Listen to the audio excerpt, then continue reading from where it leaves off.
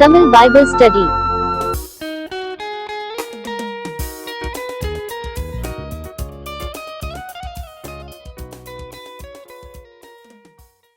ரெண்டு சாமுவேலின் புஸ்தகம் 5ஆம் அதிகாரம். 2 சாமுவேல் 5.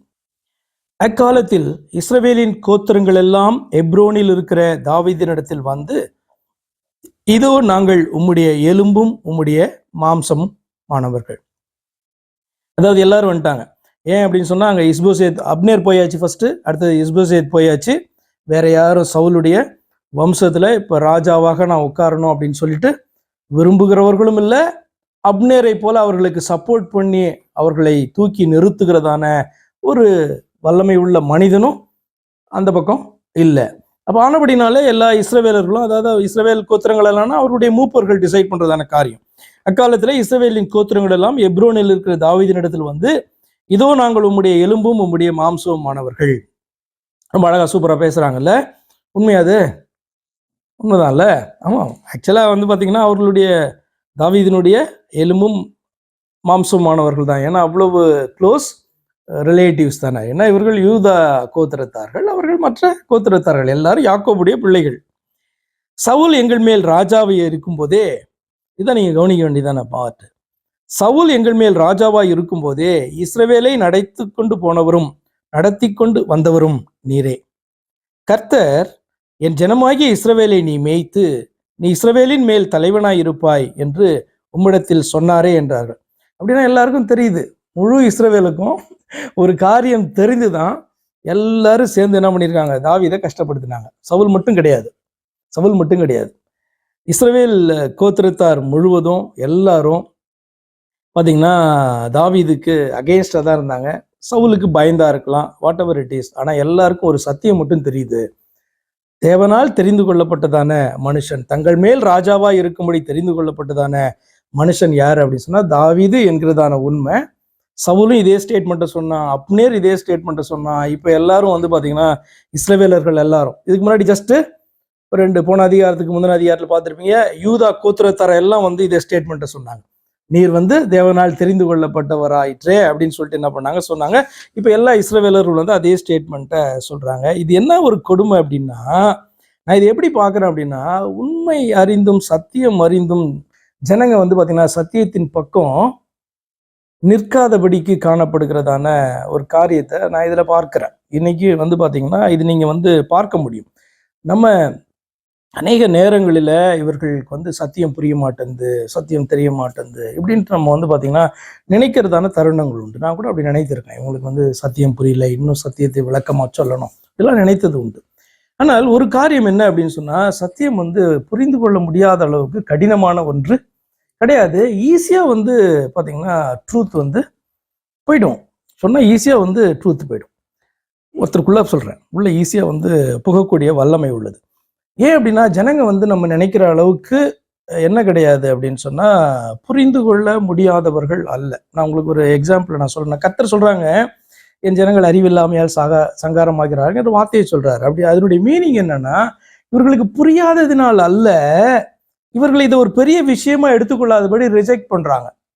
கர்த்தரை தொழுது கொள்வதும் கர்த்தரை தெய்வமாய் வைத்திருக்க வேண்டியதான அந்த காரியம் வந்து அவர்களுக்கு தெரியாததல்ல, தெரியும். ஆனால் அதை பெரிய விஷயமாய் நினைக்காத போது அறிவில்லைன்னு திட்டுறாரு ஆண்டவர். அப்போ மனுஷங்கள் வந்து புரிந்து கொள்ள முடியாது என்ற அர்த்தம் அல்ல. நீங்க ரோமர் 1ஆம் அதிகாரத்துக்கு போனீங்கன்னா 18ஆம் வசனம் வந்து வாசிக்கும் போது, மனுஷனுக்கு பயங்கரமா எக்ஸ்பிளைன் பண்ணவும் வேணாம், போய் சத்தியத்தை சொல்லவும் வேணாம். மனுஷனா இருந்தான் என்று சொன்னால் அவனுக்கு சத்தியம் எளிதாக புலப்படும் என்றதான வார்த்தை அங்க காணப்படுது. இயற்கையை பார்க்கும்போது, கர்த்தர் உண்டாக்கிற காரியங்களை பார்க்கும் பொழுது சாக்கு போக்கு சொல்ல இடமில்லாதபடிக்கு சிருஷ்டிகரை அறிந்து கொள்ள முடியுமா? ஆச்சரியமா இருக்குல்ல? இப்போ அந்த வார்த்தை என்ன உங்களுக்கு கற்றுக் கொடுக்குது? பயங்கரமா வந்து எக்ஸ்பிளைன் பண்ணியெல்லாம் கர்த்தரை ஒரு மனுஷனுக்குள்ள திணிக்க வேண்டாம். ஒரு மனுஷனா அவன் காணப்பட்டாலே கர்த்தரை அறிகிற அறிவு அவனுக்கு எளிதாக வரும்னு சொல்றாரு ஆண்டவர். ரோமர் 1ஆம் அதிகாரம் அதை கற்றுக் கொடுக்குது நமக்கு. அப்படியானால் எப்படி கர்த்தருக்கு முன்பாக நீங்க வந்து சாக்கு போக்கு சொல்ல முடியும்? எனக்கு இது புரியவே இல்லை, கர்த்தரை அறிந்து கொள்ளவே முடியல, அவ்வளோ கஷ்டமா இருக்குன்னு சாக்கு போக்கு சொல்ல முடியாது. கொஞ்சம் அப்படியே யோசித்தானா அவனால கண்டுபிடிக்க முடியும் என்று சொல்லி பார்த்தீங்கன்னா நீங்கள் அறிந்து கொள்ள வேண்டும். ரோமர் 1ஆம் அதிகாரத்தில் நீ இப்படி பார்க்க முடியும்.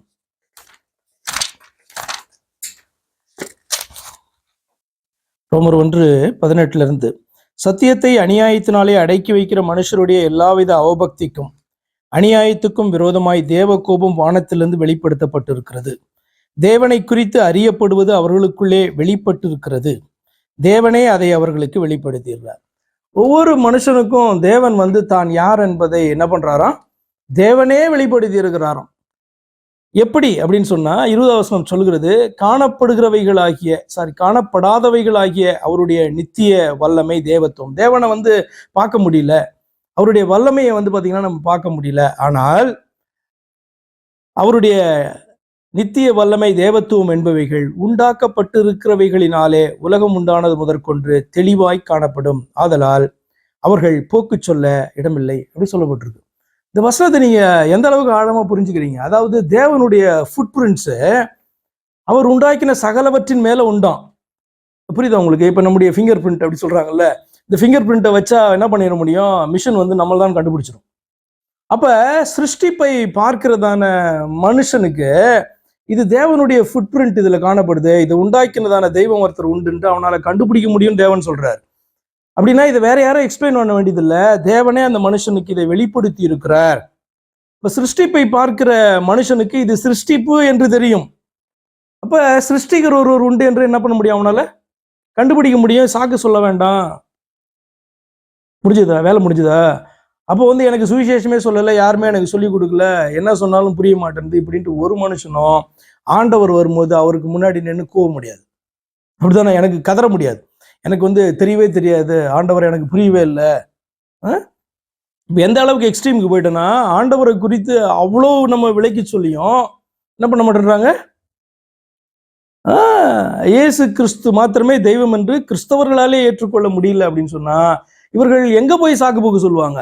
இந்த பைபிளையே பார்க்காத ஒரு மனுஷன் பூமியில எந்த இடத்துல காணப்பட்டாலும் அவனால தெய்வத்தை கண்டுபிடிக்க முடியும் என்று வேதம் சாட்சி சொல்லும் போது, எப்படி ஒரு மனுஷன் இந்த தேவனுடைய வார்த்தைகளை பெற்று இவைகளை குறித்ததான காரியங்கள் எல்லாம் படித்து இதையும் ஒருத்தரை எக்ஸ்பிளைன் பண்ணி இவரை அன்றி வேறு ஒரு தேவன் இல்லை என்று சொல்லும் பொழுது எப்படியாக ஒரு மனுஷனால சாக்குப்போக்கு சொல்ல முடியும்? இப்ப இங்க இஸ்ரவேல் ஜனங்களை நீங்க பார்க்கும் பொழுது அவர்களுக்கு அத்தனை பேருக்கும் தெரிகிறது, சவுல் ராஜாவாக இருக்கும் பொழுதே அவன் தள்ளப்பட்டவன் என்றும் அவனுடைய இடத்துக்கு தாவீதை தெரிந்து கொண்டார் என்றும் அத்தனை பேருக்கும் தெரியுது. ஆனால் தாவீதினுடைய பட்சத்துல நிற்க அவர்களாலே முடியவில்லை. அவர்களை என்ன தடுத்தது என்று அவர்கள் ஆண்டவர்கிட்ட தான் சொல்லணும். சரி, வருவோம்.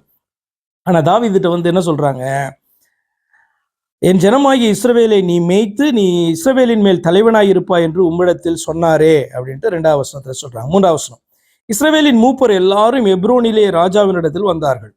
தாவீது ராஜா எப்ரோனிலே கர்த்தருக்கு முன்பாக அவர்களோட உடன்படிக்கை பண்ணின பின்பு அவர்கள் தாவீதை இஸ்ரவேலின் மேல் ராஜாவாக அபிஷேகம் பண்ணினார்கள். இது நம்ம முன்னாடியும் பார்த்தோம். Very interesting. அதாவது அபிஷேகம் தேவன் செய்தார், ஆனால் ஜனங்கள் அக்செப்ட் பண்ணிக்கல. தாவீதை சாமுவேல் இருக்கும் போதே என்ன பண்ணாரு? தேவன் இஸ்ரவேல் மேல ராஜாவாக அபிஷேகம் பண்ணினார். ஆனா இஸ்ரவேல் ஜனங்க யாருமே ஏற்றுக்கொள்ளல. எங்கேயும் ஓடுறான். ஒரு குறிப்பிட்ட காலம் வரும்போது யூதா ஜனங்கள் மாத்திரம் அக்செப்ட் பண்ணிக்கிட்டு என்ன பண்றாங்க? அவனை தங்கள் மேல ராஜாவாக அவர்கள் அபிஷேகம் பண்ணினார்கள். அப்படி பார்த்தோம். இப்போ பாத்தீங்கன்னா எல்லா இஸ்ரவேலர்களும் சேர்ந்து தாவீதை ஏற்றுக்கொண்டு தங்கள் மேல அவனை ராஜாவாக அபிஷேகம் பண்ண அர்த்தம் என்னன்னா, அவனை அக்செப்ட் பண்ணிட்டாங்க, ராஜாவாக அக்செப்ட் பண்ணிட்டாங்க என்று சொல்லி அர்த்தம். 4வது வசனம், தாவீது ராஜாவாகும் போது 30 வயதா இருந்தான். அவன் 40 வருஷம் ராஜ்யபாரம் பண்ணினான்.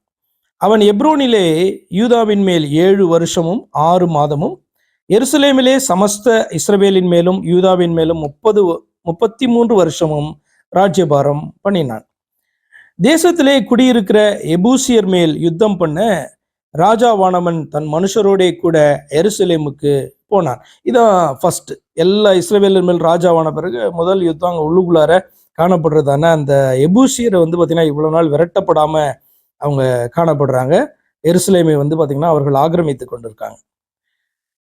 அவர்கள் இதிலே பிரவேசிக்க தாவீதினால் கூடாது என்று எண்ணி தாவீதை நோக்கி, நீ இதற்குள் பிரவேசிப்பதில்லை, குருடரும் சப்பானிகளும் உன்னை தடுப்பார்கள் என்று சொன்னார்கள். ஆக்சுவலா பரியாசம் பண்றாங்க, அதுக்குள்ள தாவீது வர முடியாது என்று சொல்லி. ஆனாலும் தாவீது சீயோன் கோட்டையை பிடித்தான். அது தாவீதின் நகரமாயிற்று.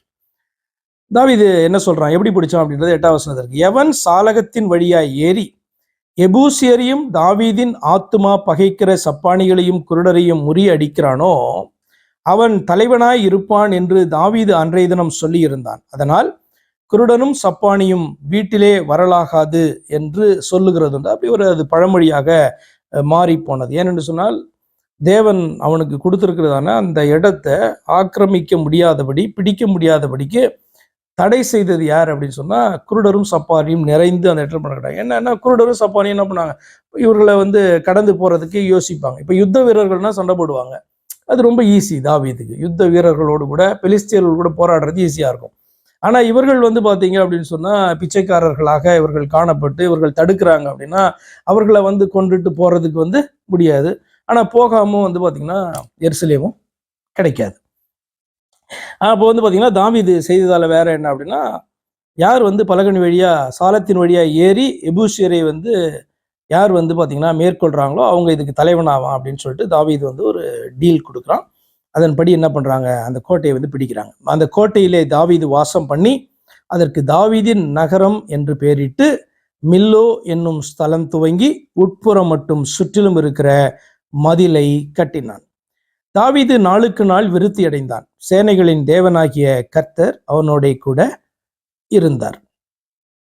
ரொம்ப அழகான ஒரு வார்த்தை. எப்பொழுதுமே ஒரு மனுஷன் வந்து ஆசீர்வதிக்கப்பட்டு வளரும் போது கர்த்தர் அவனோடு கூட இருந்தார் என்று சொல்கிற வார்த்தை ரொம்ப அற்புதமான வார்த்தை. ஏன் அப்படின்னா மனுஷன் இந்த உலக பிரகாரமாக ஆசீர்வதிக்கப்பட்டிருப்பது பல விதத்தில் ஆசீர்வதிக்கப்பட்டிருக்கலாம். கர்த்தரை அறியாத மனுஷன் கூட உலக பிரகாரமாக அவன் நாளுக்கு நாள் விருத்தி அடைந்து நிறைய பேர் பார்க்கலாம். நீங்க நேபுகாத் நேச்சர் அடையாத விருத்தியா எவ்வளோ பெரிய ராஜாவாய் காணப்பட்டால கோரேஸ் எவ்வளோ ராஜாக்கள் வந்து பார்த்தீங்கன்னா அந்த ராஜ்யங்களை ஆண்டவர்களை குறித்து பார்க்கும்போது அப்படி விருத்தி அடைந்தார்கள். ஈவன் அலெக்சாண்டர் கூட கிரேக்க சாம்ராஜ்யம் விட உருவாச்சு. ஆனால் அவர்களோடு கூட கர்த்தர் இருந்தார் என்கிற வார்த்தையை நீங்க பார்க்க முடியாது. ஆனால் அப்ப மனுஷன் ஆசீர்வதிக்கப்பட்டு காணப்படும் போது அவனோடு கூட கர்த்தர் இருந்தார் என்கிற வார்த்தை, அந்த ஆசீர்வாதம் முழுவதும் கர்த்தராலே அங்கீகரிக்கப்பட்டு அவராலே கொடுக்கப்பட்டதான ஆசீர்வாதம். இங்க வேதத்துல சங்கீதத்துல இல்ல நீதிமொழிகளிலே பிரசங்கிலே ஒன்று பார்ப்பீங்க, கர்த்தர் தரும் ஆசீர்வாதம் ஐஸ்வர்யத்தை தரும், அதனோடு அவர் வேதனையை கூட்டார். அப்ப ஐஸ்வர்யம் என்பது ஒரு ஆசீர்வாதம் தான். அது வந்து பாத்தீங்க அப்படின்னு சொன்னா இந்த உலகத்துல காணப்படுகிறதான ஸ்மார்ட்னஸ்னால, கள்ளத்தனத்தினால அல்லது உண்மையான ஸ்கில்ல உழைக்கிறதுனால எப்படி வேணாலும் ஐஸ்வர்யம் வந்து பாத்தீங்கன்னா வர முடியும், அப்படிதானே? அப்ப கர்த்தர் கொடுக்கறதான அந்த ஆசீர்வாதம் கூட ஐஸ்வர்யத்தை தரும், அதோட வேதனையை அவர் கூட்ட மாட்டார் அப்படின்ற ஒரு வார்த்தையை கேட்பீங்க. அதே போல இந்த இடத்துலயும் வந்து பாத்தீங்க அப்படின்னு சொன்னா கர்த்தர் வந்து பாத்தீங்கன்னா அவன் விருத்தி அடைகிறான், கர்த்தர் அவரோடு கூட இருந்தார், சேனைகளின் தேவனாகிய கர்த்தர் அவனோட கூட இருந்தார் என்பது ஒரு அற்புதமான ஒரு வார்த்தை. இப்ப தரித்திரனாய் காணப்படுகிறவனோடு கூட கர்த்தர் இல்லையா அப்படின்ற பாயிண்ட் அங்க கிடையாது. கர்த்தருடைய மனுஷன் தரித்திரனாய் காணப்பட்டாலும் ஐஸ்வர்யவானாய் காணப்பட்டாலும் அவன் கர்த்தருடைய மனுஷனாய் இருந்தாலும் அவனோடு கூட என்ன பண்ணுவாரு, அவன் ஏற்றத்திலையும் தாழ்விலும் கர்த்தர் கூட இருப்பார். எந்த அளவுக்கு அவன் சிறுமைப்பட்டு காணப்பட்டாலும் அவனோடு கூட கர்த்தர் இருப்பார், அப்படிதானே? பவுல் சொல்றான்ல, எனக்கு வாழ்ந்திருக்கவும் தெரியும், தாழ்ந்திருக்கவும் தெரியும், புசித்திருக்கவும் தெரியும், பசித்திருக்கவும் தெரியும், அப்ப இப்படி நான் பழக்குவிக்கப்பட்டேன் அப்படின்னு சொல்றான் இல்லையா? அப்ப கர்த்தருடைய மனுஷன் கர்த்தர் அவனோடு கூட இருந்தார்னா அவன் வந்து இப்படியாக ஐஸ்வர்யவான் ஆயிடுவான் அப்படி கிடையாது. அந்த மாதிரி அர்த்தத்துல சொல்லல. இந்த இடத்துல இவனுடைய இந்த தாவீது நாளுக்கு நாள் விருத்தி அடைந்தான், சேனைகளின் தேவனாகிய கர்த்தர் அவனோடு கூட இருந்தார்னா அவ்வளவு நாள் அவன் பட்டதான அந்த பாடுகளை குறித்து நம்ம கடந்த அதிகாரங்களில வாசித்து பார்த்தோம். ரொம்ப ஆச்சரியமா இருக்கும். அப்படிப்பட்டதான பாடுகளை பட்ட ஒரு மனுஷன் எப்படி அதெல்லாம் கடந்து அவன் நின்று வந்தான் அல்லது தன்னுடைய விசுவாசத்தை காத்து கொண்டான் என்பதே நமக்கு வந்து பெரிய மிஸ்ட்ரியா இருக்கும். நீங்க அதை வாசித்து பார்க்கும்போது ரொம்ப ஆச்சரியமா இருக்கும். அவன் தன்னுடைய விசுவாசத்தை காத்து கொண்டது, சில நேரத்துல நெகட்டிவா அவன் பேசினதான காரியங்கள் கூட நம்ம வந்து பாத்தீங்கன்னா தியானித்து பார்த்தோம். எப்படின்னா, இப்படியே இருந்தனா என்னை எப்படியா இருந்தாலும் சவுல் வந்து என்னை பிடிச்சி கொண்டுருவான் அப்படின்னு சொல்லிட்டு பெலிஸ்தியருடைய தேசத்துக்கு போய் அங்க போய் ஆக்ட் எல்லாம் பண்ணான், அப்படிதானே?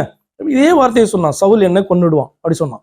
அப்ப ஒரு ஒரு எல்லைக்கு அவன் போகும்போது அப்படிப்பட்டதான ஒரு நெகட்டிவான வார்த்தை வந்து இப்படிப்பட்ட தாவீதினுடைய வாயிலிருந்து வந்ததெல்லாம் கூட நம்ம பார்த்தோம்.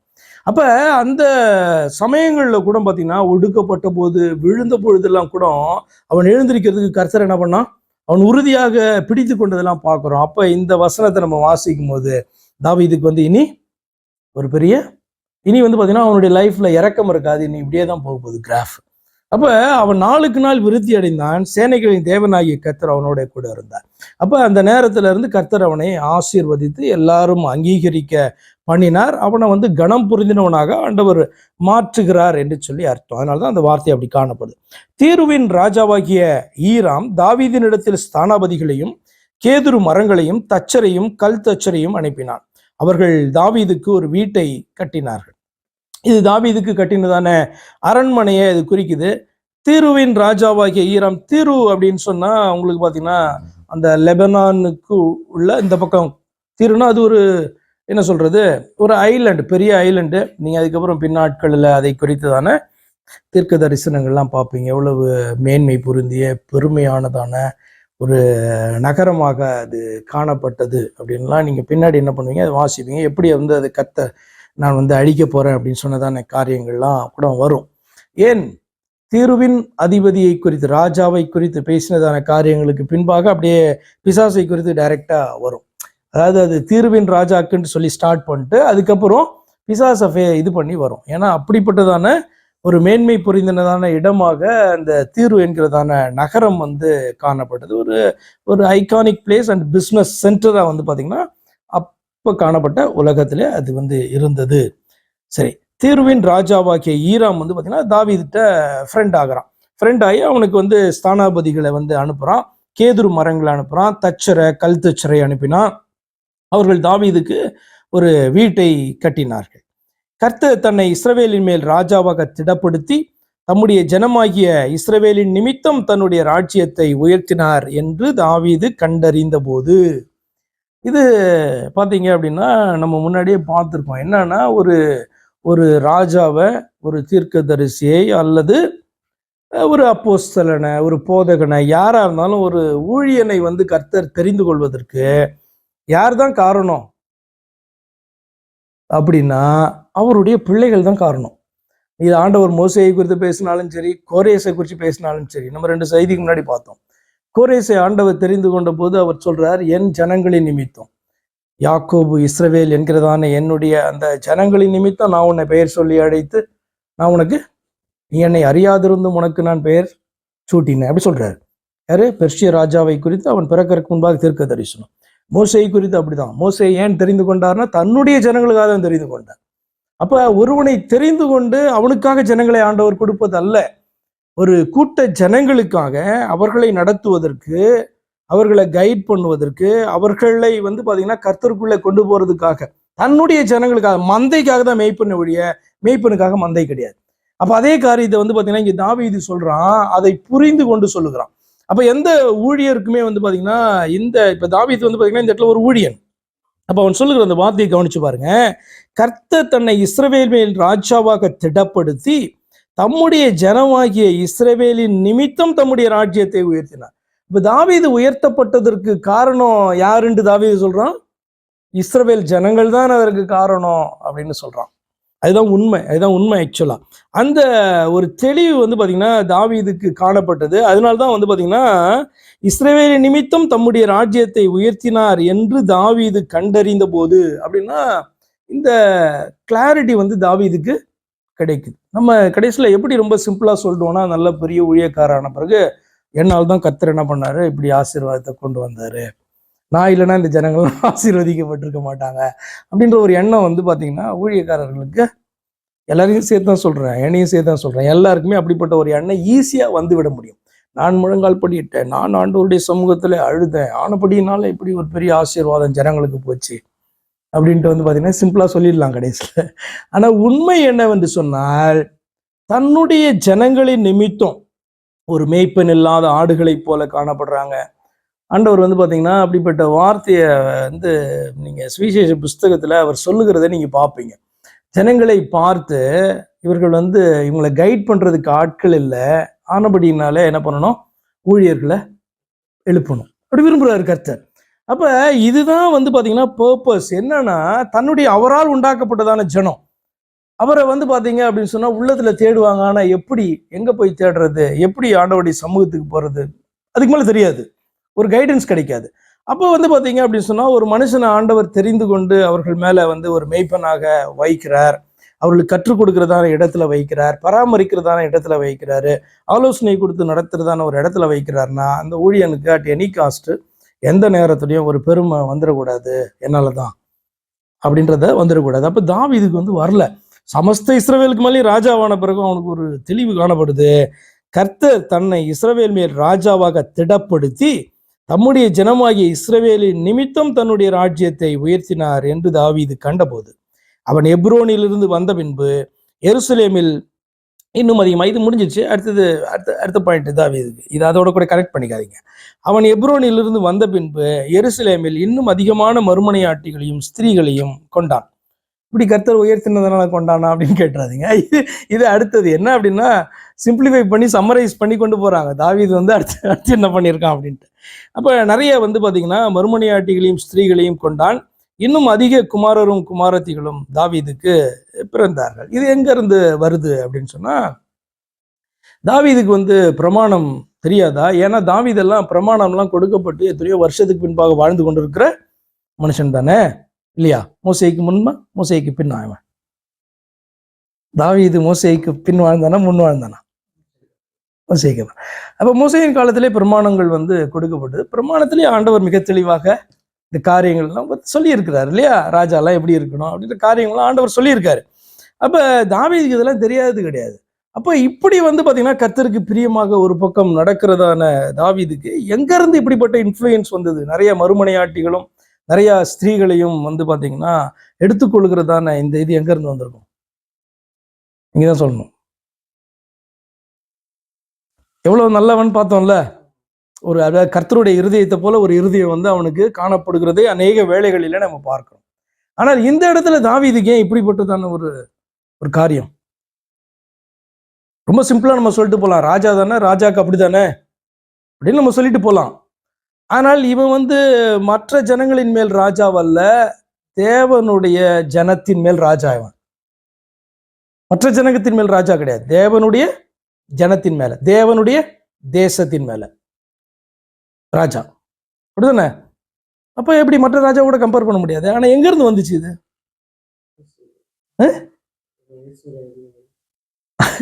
எப்படின்னா மற்ற ராஜாக்கள்கிட்ட இருந்து வர்றதான இன்ஃப்ளூயன்ஸ்.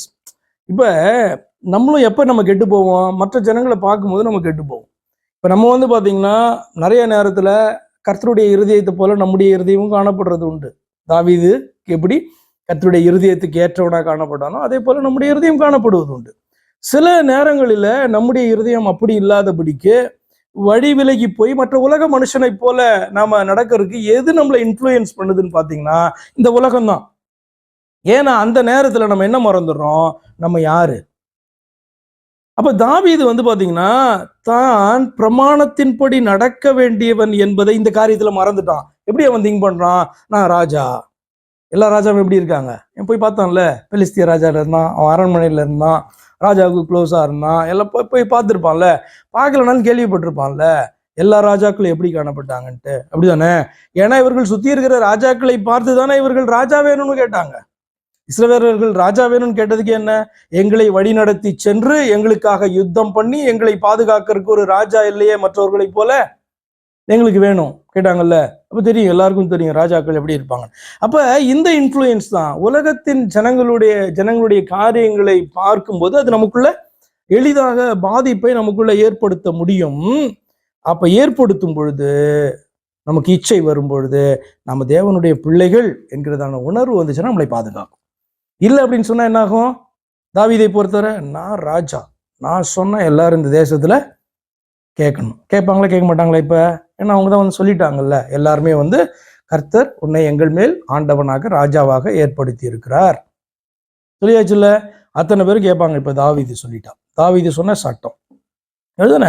அப்ப அதுதான் மேலோங்கி வருமே ஒழிய தான் தேவனுடைய பிள்ளை என்பதை, தேவனுடைய ஊழியன் என்பதை அந்த நேரத்துல ஒரு மனுஷனால மறந்து போக முடியும். எவ்வளவு ஆபத்தான ஒரு இருதயம் நமக்கு மனுஷனுக்கு காணப்படுது அப்படின்றத சொல்றேன். சரி,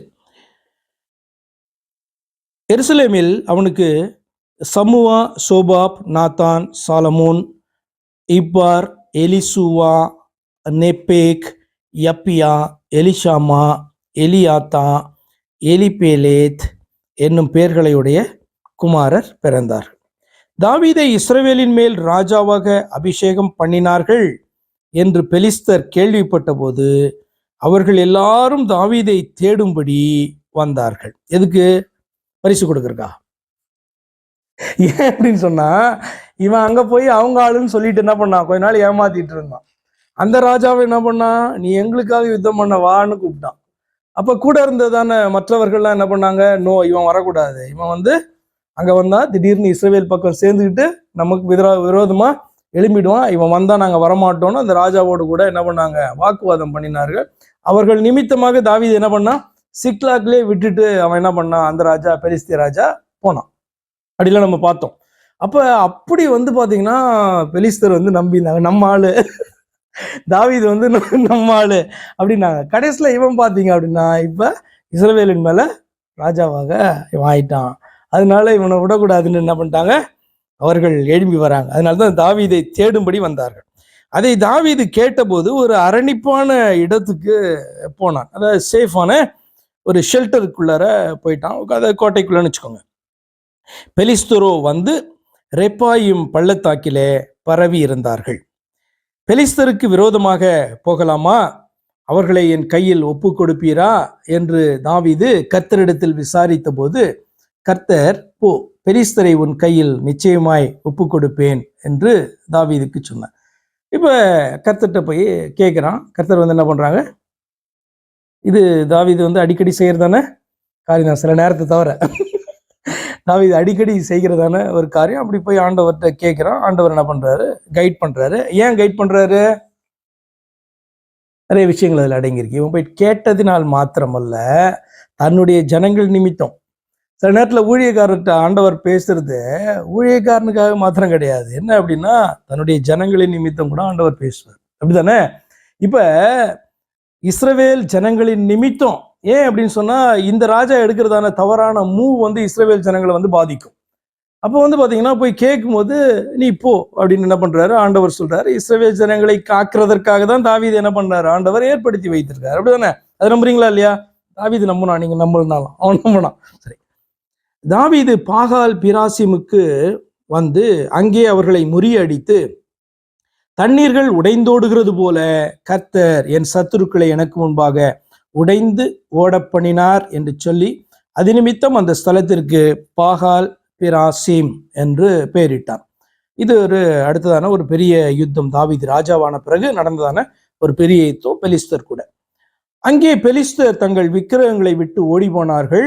அவைகளை தாவீதும், ஏன் விக்கிரகங்களை எடுத்துன்னு வராங்க யுத்தத்துக்கு? ஏன் விக்கிரகத்தை எடுத்துன்னு வராங்க? சாமி நம்பிக்கை. அவங்க சாமி கூட இருந்தா வெற்றி கிடைக்கும். பார்த்தீங்களா? அவனுக்கு கூட தெரியுது பாருங்க, அவங்க சாமி கூட இருந்தா வெற்றி கிடைக்கும். ஏன் அப்படின்னா, இஸ்ரவேல் ஜனங்களுடைய சாமி அவங்க நினைச்சாங்க, இஸ்ரவேல் ஜனங்களுடைய சுவாமி உடன்படிக்கை பெட்டியில இருக்காரு அப்படின்ட்டு உடன்படிக்கை பெட்டியை தூக்கிட்டு போயிட்டாங்க. தெரியுமா? கேள்விப்பட்டிருக்கீங்களா? அப்படி கொண்டு போனாங்க. இதுக்கு என்ன ரீசனு? நம்பிக்கை. இவர்களுடைய நம்பிக்கை என்ன அப்படின்னு அவர்களுக்கு தெரியுது. அதே போல பாத்தீங்கன்னா இவர்களுக்கு ஒரு நம்பிக்கை காணப்படுது, தங்களுடைய தெய்வம் தங்களோடு கூட இருந்தா வெற்றி கிடைக்கும் அப்படின்ட்டு என்ன பண்ணாங்க. அதனாலதான் எப்பொழுதுமே அந்த யுத்தத்துல நடக்கிறதான வெற்றி தோல்வி பாத்தீங்கன்னா யார் பேரை சொல்லி அது வரும் அப்படின்னா, இஸ்ரவேல் ஜனங்க தோத்தாங்கன்னா தேவனுடைய நாமம் தூஷிக்கப்படும் அந்த இடத்துல. ஆமா, ஒரு இடத்துல சொல்றாங்க பாருங்க, பள்ளத்தாக்குகளின் தேவன் அப்படி சொல்றாங்க, மலைகளின் தேவன் அப்படின்னு சொல்றாங்க. மலைகளின் தேவன், பள்ளத்தாக்கின் தேவன் அவர்களோடு கூட உண்டு அப்படி சொல்றாங்க. அப்ப எப்ப பாத்தீங்கன்னா இஸ்ரவேல் ஜனங்க தப்பு பண்றாங்களோ அப்பெல்லாம் தேவனுடைய நாமம் தூஷிக்கப்படும். தோல்வி பாத்தீங்கன்னா கர்த்தரே இவர்களை சிறையிருப்புக்கு அனுப்புனார் கூட யாருடைய நாமம் தான் தூஷிக்கப்படும்? கர்த்தர். என்ன அறிந்து கொள்கிறோம்? நாம செய்கிற தவறின் நிமித்தமாக தூஷிக்கப்படுகிறது யாருதான்? நாம யாரை தெய்வமா கொண்டு இருக்கிறோமோ அவர் தான். அல்லது இப்படி கூட எடுக்கிறான், யார் நம்மளை உண்டாக்கினாரோ அவருடைய நாமம் எப்பெல்லாம் தூஷிக்கப்படுனா, அவர் உண்டாக்கின சிருஷ்டிகள் எல்லாம் அவருக்கு விரோதமான காரியங்களை தெரிந்து செய்தாலும் தெரியாமல் செய்தாலும் பாத்தீங்கன்னா அந்த சிருஷ்டிகளின் மூலமாக அவருடைய நாமம் தூஷிக்கப்படும். பிசாசு விழுந்தான், நல்ல தூதனா உண்டாக்கினார், விழுந்தார், யாருடைய நாமம் தூஷிக்கப்படும் அப்படின்னா அவருடைய நாமம் தான் தூஷிக்கப்படும். அதே போல அவருடைய சாயலாய் உண்டாக்கப்பட்ட மனிதர்கள் தவறு செய்யும் போது அவருடைய நாமம் தான் அதுல தூஷிக்கப்படும். சரி சரி. அடுத்து அங்கே பெலிஸ்தர் தங்கள் விக்கிரங்களை விட்டு ஓடி போனார்கள். 21 வருஷம். அவைகளை தாவீதும் அவன் மனுஷரும் சுட்டெரித்தார்கள். அப்போ அடுத்தது வந்து பார்த்தீங்கன்னா, இது வந்து பார்த்தீங்கன்னா ரொம்ப அழகா, ரொம்ப சூப்பராக தான் பண்ணியிருந்திருப்பாங்கல்ல. அந்த விக்கிரகம் சிலையெல்லாம் வந்து சூப்பராக தான் பண்ணியிருந்திருப்பாங்க. அழகழகாக இருக்கட்டும் வந்து ஷோகேஸில் வைக்கலாம் அப்படின்ட்டு கொண்டு வரல. என்ன பண்ணாங்க, ஏன்னா விக்கிரகத்தை கொண்டு வராங்கன்னா பெரிய பெரிய விக்கிரகத்தெல்லாம் கொண்டு வர மாட்டாங்க. அவங்களுடைய கோயிலில் வந்து ரொம்ப பெருசாக இருக்கும் விக்கிரகம். இந்த விக்கிரகம் எப்படி பண்ணியிருப்பாங்க, சின்ன சைஸில் பண்ணி அவனும் கையில் வச்சிருப்பான். புரியுதா உங்களுக்கு? இந்த தியானாலே பெரியவள் அப்படின்னு சொல்லிட்டு நம்ம ஒன்று பார்த்தோம் இல்லையா? என்ன அப்படின்னு சொன்னால், அவர்களுடைய அந்த தொழில் அற்று போகும் என்று அவர்கள் என்ன பண்ணாங்க, பவுல் அறிவித்ததான தெய்வத்தை அவர்கள் தள்ளினார்கள். அதற்கு அவர்கள் சொன்னதான காரணம், எங்கள் தியானாலே பெரியவள் தொழிலற்று போன. என்ன தொழில்னா, தியானாளுடைய கோயில் மாதிரி சின்ன சின்ன கோயில்கள் அப்படி வந்து பார்த்தீங்கன்னா பண்ணி வச்சு என்ன பண்ணுவாங்க, அதை அவங்க விற்பாங்க. அப்போ அதனால அவங்களுக்கு நல்ல ஒரு வருமானம் வந்து பார்த்தீங்கன்னா கிடைக்கும். இப்போ அந்த தியானாளுடைய அந்த கோயில், அந்த டெம்பிள் ஆஃப் டயானா அப்படின்னு நீங்கள் நெட்லலாம் நீங்கள் போட்டு பார்க்கலாம். அந்த பிக்சர் வந்து உங்களுக்கு தெரியும். ஒரு பிரம்மாண்டமான ஒரு ஸ்ட்ரக்சர் அது, அந்த இது. ஸோ அதை வச்சு என்ன பண்ணுவாங்க, விற்பாங்க. தியானாளுடைய சிலையை வச்சு விற்பாங்க. எவ்வளோ பெருசு விற்பாங்க, வித்தியாசமான சைஸில் பார்த்தீங்கன்னா அது இருக்கும். அதை நிறைய பணத்தை கொடுத்து ஜனங்க வாங்கிட்டு போய் வைப்பாங்க. என்ன சொல்லியிருப்பாங்க, இதை கொண்டு போனால் ஆசீர்வாதம், இதை கொண்டு போய் உன்னுடைய ரூமில் வச்சா ஆசீர்வாதம், காலையில் எழுந்து இதை கும்பிட்டா ஆசீர்வாதம் சொல்லியிருப்பாங்க. அப்போ ஆனபடினாலே இயேசு கிறிஸ்துவை தெய்வமாய் அறிவித்து ஏற்றுக்கொண்டா என்ன பிரச்சனை அப்படின்னா, நிறைய பேருடைய தொழில் வந்து அந்த இடத்துல பாதிக்கப்பட்டு விடும். ஆனபடினாலே அவர்கள் அக்செப்ட் பண்ணிக்க முடியல. அவங்களுக்கு இயேசு கிறிஸ்து தான் தெய்வம்னு தெரிஞ்சா கூட அக்செப்ட் பண்ண மாட்டாங்க. ஏன்? தொழில் போயிடும். ஆனபடினாலே அக்செப்ட் பண்ண மாட்டாங்க. சரி, ஓகே. அதே போல் இந்த இடத்துல வந்து பார்த்தீங்கன்னா கொண்டு வந்ததெல்லாம் சின்ன சைஸாக தான் கொண்டு வந்திருப்பாங்க, தூக்கிட்டு வர்ற மாதிரி தான் கொண்டு வந்திருப்பாங்க. ஏன்னா யுத்தத்துக்கு போகிறாங்கல்ல. சரி, அதெல்லாம் பிடிச்சி என்ன பண்ணாங்க, தாவீது எடுத்து எல்லாத்தையும் தாவீது அவன் மனுஷரும் சுட்டரித்தார்கள். பெலிஸ்தர் திரும்பவும் வந்து ரெப்பாயும் பள்ளத்தாக்கில இறங்கினார்கள். ஆஃப்டர் சம் டைம் பார்த்தீங்கன்னா திரும்பவும் என்ன பண்ணுறாங்க, யுத்தத்துக்கு அவங்க வராங்க. தாவீது கர்த்தரிடத்தில் விசாரித்ததற்கு அவர், நீ நேராய் போகாமல் அவர்களுக்கு பின்னாலே சுற்றி முசுக்கட்டை செடிகளுக்கு எதிரே இருந்து அவர்கள் மேல் பாய்ந்து முசுக்கட்டை செடிகளின் நுனிகளிலே செல்லுகிற இறைச்சலை நீ கேட்கும்போது சீக்கிரமாய் எழும்பிப்போ, அப்பொழுது பெலிஸ்தரின் பாளையத்தை முறியடிக்க கர்த்தர் உனக்கு முன்பாக புறப்பட்டிருப்பார் என்றார். கர்த்தர் தாவீதுக்கு கட்டளையிட்ட பிரகாரம் அவன் செய்து பெலிஸ்தரை கேபா துவங்கி கேசேர் எல்லை மட்டும் முறியடித்தார். இப்ப அதே கூட்டம் தான் திரும்பவும் வருது. ஆனால் வந்து பாத்தீங்கன்னா தாவீது திரும்பவும் போய் கர்த்தரிடத்துல கேட்டபோது கர்த்தர் வேறு விதமா வந்து பாத்தீங்கன்னா போக சொல்றார். இப்ப இதுல வந்து உங்களுக்கு நிறைய டீச்சிங் இருக்கு. ஏன் அப்படின்னா, எல்லா யுத்தமும் ஒரே மாதிரி யுத்தம் கிடையாது. சத்ரு வந்து ஒருத்தன் தான், பெலிஸ்தர் தான் இங்க சத்ரு. ஆனால் அதே சத்துருக்களுக்கு முன்பாக செய்கிறதான யுத்தம், ஒவ்வொரு யுத்தமும் ஒரே மாதிரி யுத்தம் கிடையாது. ஏன்னா அவர்கள் இந்த முறை வேற ஸ்ட்ராட்டஜி அவங்க ஃபாலோ பண்ணியிருக்கலாம். அப்ப கர்த்தர்கிட்ட போனதுனால தாவீதை வந்து கர்த்தர் பார்த்தீங்கன்னா வேறு விதமாய் நடத்துகிறார். இந்த தடவை இப்படி போகாத, இப்படி போ, நான் சொல்லும் போது இந்த காரியத்தை செய்ய, அப்ப நான் வந்து உனக்கு முன்பாக அவர்களை முறியடிப்பதுக்கு போவேன் அப்படின்னு சொல்றாரு. அப்ப அதுல நிறைய காரியங்களை கற்றுக்கொள்ளணும். ஒவ்வொரு முறை சத்துருக்கு முன்பாக செய்கிறதான யுத்தத்துக்கும் கர்த்தருடைய துணையும் ஆலோசனையும் நமக்கு இருந்தால் மட்டும்தான் நம்ம வந்து சத்துருவை ஒவ்வொரு முறையும் மேற்கொள்ள முடியும். இல்லை என்று சொன்னால் லாஸ்ட் டைம் மேற்கொண்ட மாதிரியே நான் இன்னைக்கு மேற்கொண்டுருவேன் அப்படின்னு போகும் பொழுது அதுல என்ன காரியம் அடங்கி இருக்கு சிந்தித்து பாருங்க. முதல் தடவை தாவீது கேட்கிறான், நீ போன்னு சொல்றாரு, உன் கையில நிச்சயமாய் ஒப்பு கொடுப்பேன் அப்படின்னு ஆண்டவர் சொல்றாரு 19ஆம் வசனத்துல. அப்படியே வந்து பாத்தீங்கன்னா முறியடித்து கர்த்தரை மகிமைப்படுத்துறோம். அதாவது தண்ணீர்கள் அப்படியே உடைந்து ஓடின அப்படி போகும், அப்படி என் சத்துருக்கள் எனக்கு முன்பாக உடைந்து ஓடுகிறார்கள் என்று சொல்லி கர்த்தரை மகிமைப்படுத்தினான். இது தாவீதுக்கு கிடைத்த வெற்றி அனுபவம். சரியா? இப்ப அதே சத்துருக்கள் தான் வந்து பாத்தீங்கன்னா திரும்பவும் அவர்கள் கூடி அவர்கள் தங்களை பலப்படுத்தி கொண்டு தாவீதுக்கு விரோதமாக இப்ப வருகிறார்கள் என்று சொல்லும்போது, தாவீது வந்து பாத்தீங்கன்னா இப்பதானே அவர்களை முறியடித்தோம், இவர்களை முறியடிக்கிறது பெரிய விஷயமா, தண்ணீரை போல உடைந்து ஓடினார்கள், நான் பார்த்துடுறேன் அப்படின்ட்டு போயிருந்தானா கர்த்தர்கிட்ட கேட்காம என்ன ஆயிருக்கும்னு நினைக்கிறீங்க? நான் நினைக்கிறேன் நிச்சயமா தோத்துருமான்னு நினைக்கிறேன். காரணம் என்னன்னா கம்ப்ளீட்டா கர்த்தர் வித்தியாசமா சொல்றாரு. என்ன சொல்றேன்னா 23 வசனம், தாவீது கர்த்தரிடத்தில் விசாரித்ததற்கு அவர் நீ நேராய் போகாமல். அப்ப தாவீதே ஒரு முடிவு எடுத்து போயிருந்தானே எப்படி போயிருப்பான்? நேரா தான் போயிருப்பான். ஏன்னா அதே வந்து தோத்து ஓடினவனுக்கு தானே திரும்ப வந்திருக்கானுங்க. அப்ப தாவீது நேராய் தான் போயிருப்பான். கர்த்தர்ட்ட கேட்காம போயிருந்தானா? அதுல என்ன தென்படுது அப்படின்னு சொன்னா தாவீதினுடைய பெருமை. ஏன்னா போன தடவை கர்த்தர் எனக்கு ஜெயம் கொடுத்தார். அதில் கர்த்தர் பேரை வேணா யூஸ் பண்ணிக்கலாம். கர்த்தர் எனக்கு ஜெயம் கொடுத்தார். அவங்க உடைந்து ஓடினார்கள். இப்பொழுதும் அவர்கள் வந்து பார்த்தீங்கன்னா தங்களை பலப்படுத்திட்டு வராங்க. இப்பயும் நான் நேராக போவேன். ஆனால் 2வது வரையும் கர்த்தரை தான் அவன் டிபெண்ட் பண்ணும்போது கர்த்தர் சொல்றாரு நீ நேராக போகாத அப்படின்றார். இதுதான் கர்த்தர் நம்மள்ட்ட எதிர்பார்க்கிறார். நமக்கு நாம் அறிந்ததானே சத்ரு தானே பிசாசு. நாம் அறியாத சத்ருவா? நாம் அறிந்திருக்கிறதானா நம்முடைய மிகப்பெரிய சத்ரு தான் பிசாசு. எனக்கு தெரியும் அவனை, நான் பார்த்துருவேன். இப்படி கிக் பண்ணா ஓடுறோம், அப்படி கிக் பண்ணா ஓடுறோன்ட்டு நீங்க போனீங்க அப்படின்னா புரியுதா நான் சொல்ல வர்றது உங்களுக்கு? ஏன் அப்படின்னா அதுல என்ன வெளிப்படுகிறது அப்படின்னா ஜோக்ஸ் அபார்ட் நம்முடைய பெருமை வந்து பாத்தீங்கன்னா அதுல வெளிப்படுது. First time I depend on God, next time வந்து no need, I don't need to depend on God, this is nothing. இந்த எனிமி வந்து எனக்கு சாதாரணமான எனிமி ஆயிட்டான், ஐ நோ ஹிம் அப்படின்றதான ஒரு பெருமை நமக்குள்ள நம்ம அறியாம வருதுன்னு அர்த்தம். ஆனால் தாவீதோ என்ன பண்றான்? முந்தின முறை ஜெயம் கொண்டவனாய் இருந்தாலும் இந்த முறையும் நான் கர்த்தரிடத்துல கேட்பேன் போய் கேட்டபடினால ஒரு வித்தியாசமான காரியத்தை என்ன பண்றாரு? கர்த்தர் தாவீதுக்கு மாத்திரமல்ல இன்னைக்கு வாசிக்கிற நம்ம அத்தனை பேருக்கும் டீச் பண்றாரு. நேரா போகாத, என்ன பண்ணு, அவர்களுக்கு பின்னாலே சுற்றி எத்தனை அதுல கமெண்ட் இருக்கு பாருங்களேன்.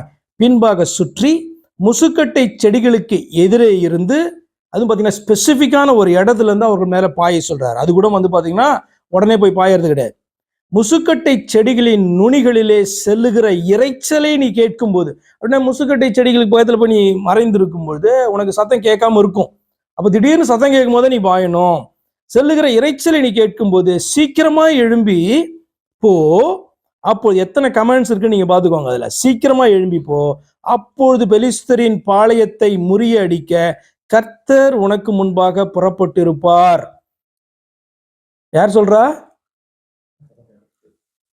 கர்த்தர் சொல்றாரு. என்ன சொல்லியிருக்கணும் அவரு? நான் உனக்கு முன்பாக அல்ல அவர்களுக்கு முன்பாக புறப்பட்டிருப்பேன்னு சொல்லணும். ஆனா கர்த்தர் சொல்றாரு கர்த்தர் உனக்கு முன்பாக புறப்பட்டு இருப்பார். இதுதான் வந்து லாங்குவேஜ். காட் வந்து பயன்படுத்துகிறதான லாங்குவேஜ். அதை வச்சு வந்து பாத்தீங்கன்னா ஒரு கர்த்தர் சொல்றாரு, இன்னொரு கர்த்தர் உனக்கு முன்பாக புறப்பட்டிருப்பார். அப்படி எடுக்கக்கூடாது. நம்ம நார்மலா பேசும்போது எப்படிதான் பேசுவோம்? கர்த்தர்கிட்ட போய் கேட்கும் போது கர்த்தர் என்ன எப்படி பேசுவாரு? நான் உன்னோடு கூட இருக்கிறேன்.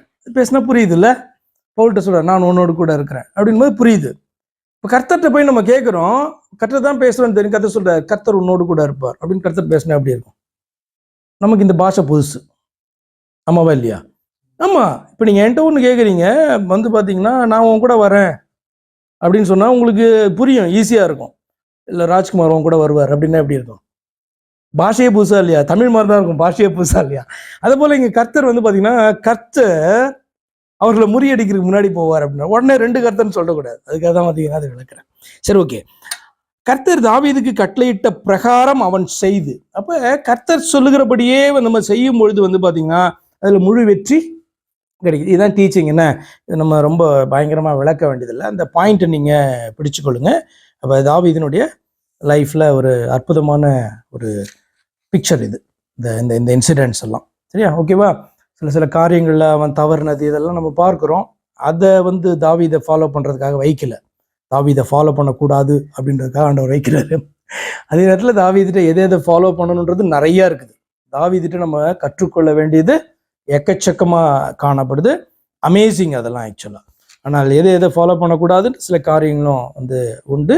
தாவீது சில காரியங்களை எவ்வளோ ஈஸியாக வந்து அவன் எடுத்துட்டான் அப்படின்றதும் வந்து பார்த்தீங்கன்னா தாவீதினுடைய லைஃப்ல உண்டு. அப்படி நம்ம ஈஸியாகவும் எடுக்கக்கூடாது. சரியா? ரைட் பண்ணுமா? ஏதாவது இருக்கா?